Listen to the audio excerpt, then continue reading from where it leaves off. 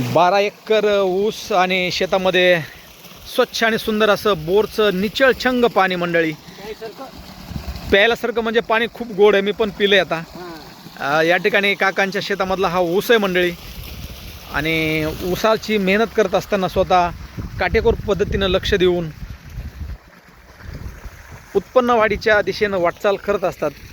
आपण काकांकडून आज सविस्तर ऊसाविषयी माहिती घेऊयात.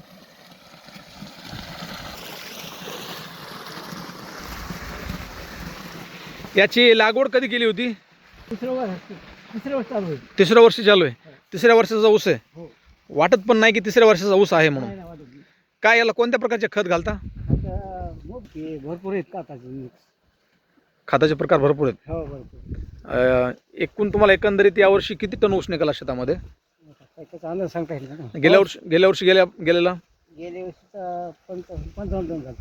फक्त 55 टन. कमी क्षेत्रफळ होतं का? आणि यावर्षी डबल होईल, नाही कमी. तिसऱ्या वर्षाचं चालू. तिसऱ्या वर्षात चालेल. यावर्षी ऊस किती लागवड? 12 एकर म्हणले ना? 12 एकर. तर टोटल एकंदरीत 12 एकर मध्ये वर्षाला वार्षिक उत्पन्न यावर्षी किती झालं? पाठीमागचं वर्ष नाही ना, लिखापडी नाही. लिखापडी नाही, फक्त मेहनत आणि मेहनतच. जीवनामध्ये फक्त मेहनत करायची. मालक कोण केलं? तर पोरं आहेत का मालक आहेत तुमचे? नाही, मालक आहेत आमचे. तुम्ही काय स्वतः म्हणजे या ठिकाणी काम करता? हो, नोकर आहेत. वाटत नाहीत नोकर आहेत म्हणून. जेव्हा नोकर मालकासारखं काम करतो तेव्हाच उत्पन्न शेतामध्ये निघतं. मालकांना सांगायची गरज नाही आपल्याला. काहीच गरज नाही. किती तुम्हाला साल किती देतात तुम्हाला? 1.5 लाख देतात. 1.5 लाख रुपये.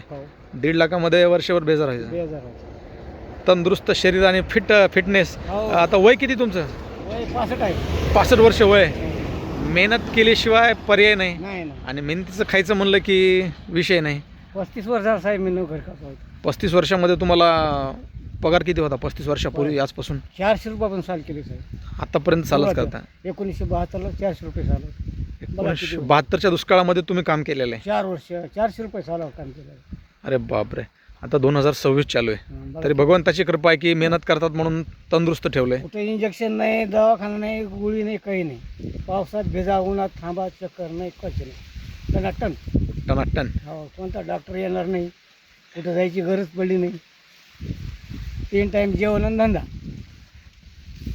सुकून आणि आनंद घ्यायचा असेल तर फक्त देवाचं नाव घेत धंदा करायचा. देवाचं नाव घेत धंदा करायचा. इथे जवळ तळ नाही कुठल्या प्रकारचं? नाही. पाण्याचा एवढा सोर्स बोरला कसं काय येते? पाण्याचं इथं तळ म्हणलं तर इथून 5-6 किलोमीटर लांब आहे. तरी किनगाव कोपरा. हा. तुमचं काय नाव? आमचं गणपतसिंग ठाकूर आहे. ठाकूर साहेब आहेत तुम्ही? एक काळ होता की ठाकूराचं नाव महाराष्ट्रामध्ये खूप गाजायचं. आता सुद्धा धारूरला आहे. ठाकूर असो किंवा कोणीही असो, या माणसानं पाडलेले नावं जाती धर्म काही घेणं देणं नाही. फक्त माणूस आणि माणूस हाच धर्म आहे.